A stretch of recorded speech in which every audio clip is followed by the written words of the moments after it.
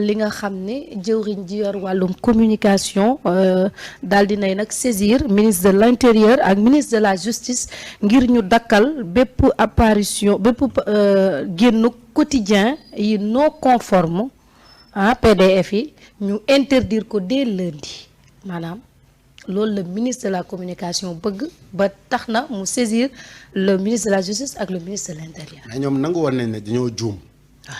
ci yenn est-ce que mettre nañu à jour seen base de données bi oui ou non su fekkee def nañu loolu. man je suis d'accord. ñu assainir le milieu de la presse mais quand même il faut que ñu travailler de sorte que ils ne vont pas éliminer des emplois. D'accord. Les gens qui ne remplissent pas les conditions comme j'ai tout le temps l'habitude de dire amul kenn ci àdduna. kuy créer entreprise bu nga xamante ni yow fas yéene woo pour mu développer wu. et état moom moo am responsabilité accompagner bépp entrepreneur bu nga xamante ni da nga jàpp ne kii dafa bëgg liggéey mais dafa am lu ko manqué li ko manqué noonu da nga ko ciy teg nga surveiller ko benn diir nga jox ko bu fekkee ne ci diir boobu remplirul ko mais nga xam ne kii bëggul a avancer et puis nga éliminer ko naturellement donc pour man processus bi dafa war a nekk processus d'encouragement et d'accompagnement et non pas processus d'élimination parce que bu ñu demee ba nga xam ne dañuy toll ci élimination rek dafay grave mais képp ku nga xamante ni respecté woo benn norme nañ la éliminer quoi parce que tu n'es pas fait pour nga nekk nag di continuer di tas xibaar parce que ce qu'on voit parfois ci presse bi on se pose beaucoup de questions est-ce que réellement ça dafa nekk presse la wala kenn xamul parce que parfois daal doo comprendre lu bari moo tax c'est très bien d'assainir mais man damay privilège d'abord l'accompagnement ak la formation tous les manquements yi nga xamante ni dafa am ci organes yooyu noonu bu ñu étudier loolu xam ne mën nañ leen accompagner pour ñu avancer ñu accompagner leen mais bu ñu rendre compte que ne loolu c'est pas possible mais qu'on les élimine. D'accord Ndoye Samba sa jàngat par rapport ak. waaw xam nga bii il faut expliquer clairement. lan mooy support PDF. PDF bi. xam nga support PDF bi mooy du génn. c'est-à-dire que c'est en électronique quoi. kii rek lay génn ñiy def revue de presse. waaw léegi yow da ngay toog génne sa benn une. bind ci lu la neex yónnee ko. kii def revue de presse def ko revue de presse. nit ki day jàpp ne ca kiosque ba mu nga fa. te fekk nekk fa. fekk ne c'est pas sur papier. c'est juste en support électronique. Ça veut dire que c'est juste une affiche. Ouais. C'est-à-dire moi je vais aller plus loin. Parce que am na ñoo xam ne dañuy def version PDF mooy que le journal existe en PDF. et articles yeeg lépp existé na. waaw en PDF. mën nga disponible nga télécharger ko nga gis les 8 pages mais am na ñu nga xamante ni loolu yëpp amul article bi sax existé wul. y a que le gros titre bi ñuy def à la une. mooy comme ni ñuy defee suñu affiche émission yi. ñu defal loolu rek tegal la fa boo demee googliser article bi doo ko retrouver fenn. y a pas de contenu mais ki nga xam ne moom mooy def revue de titre bu ñëwee yooxu.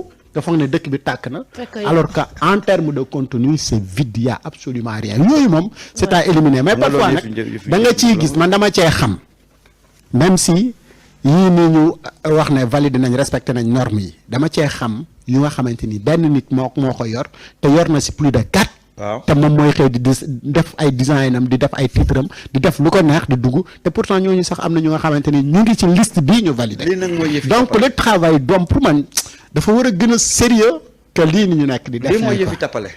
c'est-à-dire que xam nga ñun quand on parle de la presse. bu yàgg bi. xam nga ñun quand on parle de la presse. xëy rek def sa gros. ñun quand on parle de la presse on met toujours des gants te tant que on met des gants on ne réglera jamais le problème de la presse parce que ñun xam nañ le problème de la presse. en tout cas Samba. waaw je sais que ni xam na. parce que journaliste yu bëri ci réew mi jaar nañ ci loxo mu formé. waaw man en tant que entrepreneur ci presse bi fii lu fi nit di def ci presse man lu ma deful lu ma xamul goo ma ne amul. waaw sama journal mu ngi nii da doon génn. bi ma demee ba xam ne dëgg mënu ma ko supporter. amatoo moyen. mais man sax ba xam ne ñun sax suñu journal am na site am c'est-à-dire même article yi bu ñu amulee moyen ñun dem tirer ji. tu retrouveras les articles sur le site. loolu nag laa gëm foofu laa bëggoon ñëw. D'accord. mais ñun bi ñu demee ba xam ne tout ça c'est difficile parce que c'était un travail énorme après on a demandé de suspendre le temps d'avoir les moyens de pouvoir reprendre li nga xamante ni moom la ñuy man def loolu laa mais il faut qu'on soit c'est-à-dire sérieux que ci dafa li ñuy am def. ay support yooyu on les respecte soo nekkul ci yoolu parce que xam nga le problème c'est quoi yow da ngay yor sa benn une ñaar ñett di ko génne ñu koy revue de presse aide à la presse jot wala subvention jot nga ñëw taxaw revendiquer subvention comme tout le monde ci nit ñi dañuy jàpp ne comme ñu ngi koy dégg ñu koy wax revue de presse lu existé la fekk benn waay moo yor benn portable am rek di génne ay unam di balancer avec des informations tellement sensibles yoo xam ne mais c'est-à-dire que il faut que ñu joxaat cër suñu métier bi ñun métier bi ñu nekk c'est très sensible muy fii ci biir réew mi muy fële ci biti xanaa xamoon ne les partenaires à travers les informations que nous publions mais dafay am impact bu muy def ci ñoom am na ci ñoo xam dañuy xool stabilité dëkk bi xool ndax Sénégal tey lu jëm ci wàllu stabilité am na ko est-ce que tey c'est un terrain propice pour investir tout ça mais ñun xamuñu ci loolu c'est-à-dire que des fois da ngay gis nit koo xam ne day manipuler information te xamul sax responsabilité bi mu yor su ko defee day xëy toj dëkk bi ñu xëcc ko fii woo ko ñu naan ay journée noire pas de musulmans ay non c'est-à-dire que gis nga sawaay ñun bu ñu jëlu suñu métier bi au sérieux gisuma kan mooy jël métier bi au sérieux te ñun nag on a peur de dire la vérité te tant que nag lii métti waxuñu ko on va jamais régler notre problème tey boo waxee ne ministre bi liggéey bu mu commencé def nii mais on est tous d'accord que y a beaucoup de manquements parce que tey bu liggéey bi jaaroon yoon mais am na yenn rakkaay yoo xam ne doo leen gisaat. waaye te on voit des rakkaay. te man dama d'accord ci ñaari niveau benn bi je rejoins Top quand il y a quelqu'un qui veut entreprendre et quelqu'un qui veut créer un organe de presse sérieux kooku bu amul possibilité pour mataler les critères accompagner ko jàppale ko pour mu mataler les critères mais ki nga xam ne nag moom dafa am beneen intention bu dul ñëw pour créer entreprise de presse kooku boo ko jàppalee yaa ngi indi problème parce que du mës a conformer wu ak li tax ñu jël mesure bi te ñooñu nag laa gisaat ci sélection bi ñooñu rek laa gisaat léegi nag gis nga ñun il faut ñu xam ne moomuñu dëkk bi tey ni ñu mënee jël tey Seydina tey ni ñu mënee jël tey les entreprises minières ñu leen di wax nañu tënku ci li législation bi wax ci Sénégal en termes de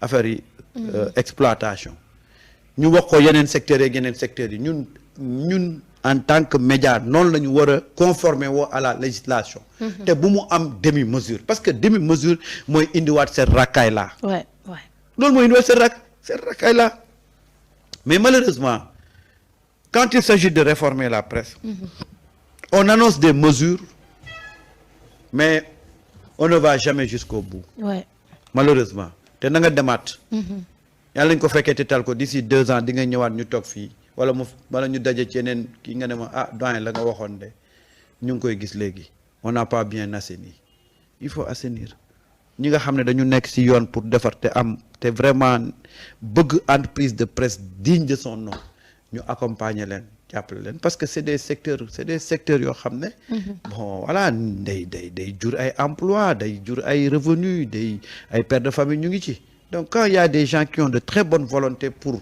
taxawal seen entreprise nañ leen ci accompagner ñi nga xam ne nag dañ ko bëgg a def groupe de pression wala c'est un politicien qui est derrière qui les manipule ñuy def yëfi tappale qu'on les enlève de ce paysage là ñu nekk ci leneen man loolu laa gëm mais presse bi il faut que ñu jubanti ko de y a trop de problèmes waay Sali Bokoum sa jàngat yow tam par rapport ak li nga xam ni le ministre bëgg na ko muy que ni ñu dindi bépp une yoo xamante ne daal ci PDF rek lañ koy gis mais mënuñu ko gis quand même ci espace bi Maïtou man bon je fais partie de peut-être ñi nga xam ne Samba balaa muy jël la parole pour wax je n'ai pas très bien cerné la mooy un truc pour man journal PDF mooy un journal sur PDF quoi parce que man sérieusement man xalaatuma ni que dëkk bi am na ay une yi nga xam ne une kese la am na de c'est que dëkk bi nag dafa man depuis le rapport de la Cour des comptes man plus rien ne m'étonne lu na xaj na fi non lu nekk fii moom Sénégal moom tout est possible donc maintenant si ce sont des journaux yi nga xam ne nii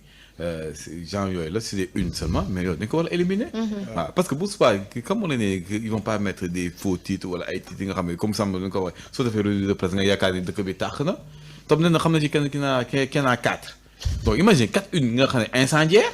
da nga naan mais dëkk bi instant bi ça va dans le chaos et je pense que Samba l'a dit ni que si les partenaires ak les potentiels investisseurs mun nañu xool la situation déglu une ni mel nii seen dëkk bi day waaj a exploser alors que dara amu ci yëpp ay fen la donc y a des choses yi nga xam ne moom franchement ça doit être éliminé mais par contre tamit le ministère il doit faire des efforts parce que le ministère erreur une fois on peut comprendre mais des erreurs moom c'est pas possible waaw man ce que je ne comprends pas jusqu'à présent mooy comment ils ont pu établir une première liste jógee ci première liste bi génne waa beneen liste les personnes qui étaient dans certains groupes qui étaient dans la liste génn dem kii gisuñu leen ba noppi deuxièmement la racaille c'est tamit di nga les critères on va mettre des critères éthiques waaw dafa war a am ay notes ñu war a noter ñu xool yow ñaata yoon li te une orientation te ñu lay noter si tu n'as pas la moitié, on doit prendre des sanctions contre toi. Ça peut être des sanctions financières ou un avertissement. Deuxième avertissement, ton avertissement du bloqué là.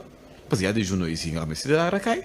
Les titres, ce sont des titres de racaille. Mais tout petit cadeau. Il y a des journaux, c'est de façade cassée qui disent qu'ils payent les droits de leurs employés. Mais de fournir d'ara.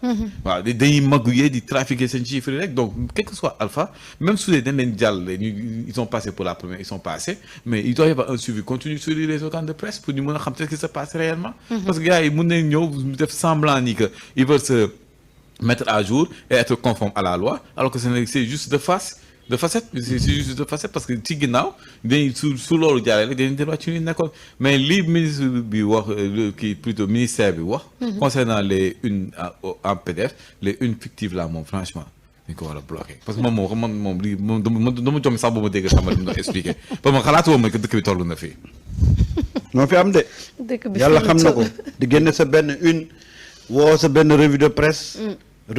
kuy def revue de presse mu commencé taal gars yi xoolal wax lu ko neex ñëw toog fekk ne xoolal ci benn format PDF la une la fa la yem boo demee di ko wër ci biir doo gis dara. tous doo ko gis c'est-à-dire que y a toujours des trucs qui ont existé yoo xam ne noonu lañ doon doxee y en a en pagaille. mais génnal nga xool yi nga xam ne di nga ko gis parce que moi ce que je peux mun naa comprendre yow tey nga am sa site carrément site ñu dem xool site bi gis les articles. nga génn en support papier ñu dem ci kiosque yi gis fa man yooyu mun naa comprendre mais yow nga jël sa benn machine rek di ci def sa benn une rek di balancer yoroo ci benn yoroo ci ñaar yoroo ci ñett. Vraiment. Après tu es de concert avec revue kii ñiy def revue de presse ah ñu toog di c'est-à-dire que di wax du n'importe quoi. Après bu amee problème ci dëkk bi nga ñëw di wër journal boobu doo xam fu mu nekk. parce que tu ne peux pas le situer. amul adresse physique. foo koy gisee. qu'est-ce qui te dit que le gars il est ici au Sénégal ah. en tout cas. xamuloo. te même les revues de presse sax loolu il faut mettre des critères.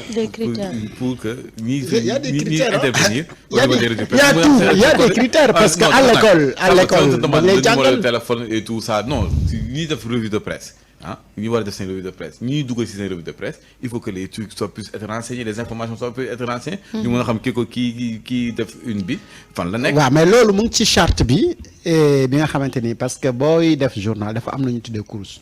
mooy que ni. da ngay bind le directeur de publication ses contacts le rédacteur en chef contactam adresse physique du journal bi ba ci imprimerie bi nga xamante ni moom moo ko imprimé. loolu le code de la presse bi exigé. te loolu day nekk ci journal bi tous les jours. donc règle yëpp ñu ngi fi taxi yi prévoir nañ lépp léegi nag. le Sénégalais ak mën a violer règle yeeg loi yi moom. véritablement c'est le Sénégalais quoi. D'accord. moo tax li am ci presse bi. mais nii façon bi ministère bi di doxee nii ça ne règle pas le problème du tout. jaaruñu ci yoonu régler ko. te lii régler problème bi lu simple la ñun on se connaît ñun xamante nañ ñun ñi nekk. et puis xam nga la moomu jaaxal ay jamono soo génnewaan sa une balaay publication da ngay dem déposer ko ministère de l'Intérieur. dafa am dépôt légal boo war a def. mais maintenant c'est pas même à la direction de la police non loolu ak tribunal loolu dara changé wul. ñoom ñoo ko defatul dépôt ak archive nationale loolu dara changé wul. mooy li juriste bu doon wax rek Au Sénégal on a les meilleurs tests non juridiques. loolu de rien n'a changé loolu yëpp dara changé. gars yi daal ñoo ko defatut. waaw D'accord. léegi bon avec l'ère digitale peut-être même ministère bi s'est dit non loolu yëpp mën na compliqué mais am na fu ñu lay permettre ci plateforme bi nga mën a déposer sa courrier foofu mais seen plateforme bi comme day effacer ay données. moom plateforme bi buñ ñu ko tudd pour le moment. parce que comme plateforme bi da nga fay dugal say contrat ñu ne la contrat yi tëb na te ñoom yëguñu ko donc buñ ñu tudd plateforme À l'époque, il y avait un contrôle tellement strict. balaa ngay publier le tey nii nga war a publier ce journal demain. à minuit tu dois déposer la une. mais loolu au ministère de l'Intérieur. waaw loolu dara dara changé. ñu xool vérifier mais defatuñ ko. non waaw mais dara changé wul nag. Ok. texte yi ba léegi loolu la prévoir. waaw D'accord. parce que am na yenn njombe yoo xam ne dafa mais c'est-à-dire que c'est pas de la censure mais dans un pays on contrôle l'information. mais loolu dara soppeekuwul. Ok. mais boo waxee tey ñu ne oui liberté d'expression la presse bâillonnée kërëb kërëb fekk xool gis nga amul benn dëkk boo xam ne on ne contrôle pas ce qui se passe dans ce pays là loolu amul. D'accord. xam nga Samba le problème mooy même les acteurs sont d'accord que ni dañu war a assainir milieu bi mais pour man démarche yenn yi véritablement c'est à voir quoi parce que tant que ñu ngi def ci façon bi nga xamante ni parce que jusque là la liste là qu'on voit la deuxième liste là il y a encore des choses à dire parce que xam nga ñun ba ma mayee tuuti rek gis nga nee naa la dëkk bi boo ko bëggee changer il faut être dur il faut être fort à tous les niveaux parce que tey secteur boo bëgg a laal ñu jóg def conférence de presse jéem a exercer benn pression yow boo amee fulaak fayda pression boobu warul la xolal warul la yëngal gis nga boo ci flanché secteur boo bëgg a laalati ñu def pression moo gis nga sa jub-jubal bii nii ça demande beaucoup de il faut être vraiment dur mentalement il faut être fort ba pare nag xoolal bu ci calculer dara yow dès l'instant que da nga jàpp ne lii may jubal dama cee bëgg lu baax te am naa ci ndigalu kilifa yi bul arrière mais j'ai l'impression que avec le travail qu'on avait commencé pour assainir le secteur de la presse dafa mel dafa am rétropédalage te loolu baaxul gis nga nit boo nekkee ci dëgg ak lu mu métti il faut avancer boo avancer l'essentiel na njeexital bi na doon lu baax nit ñi ne lii de lu baax la D'accord. man loolu laa gëm D'accord ñu wax ci lu xew mbaa jàmm non voilà. wax nga dëgg di def émission ba sax ngeen di déyante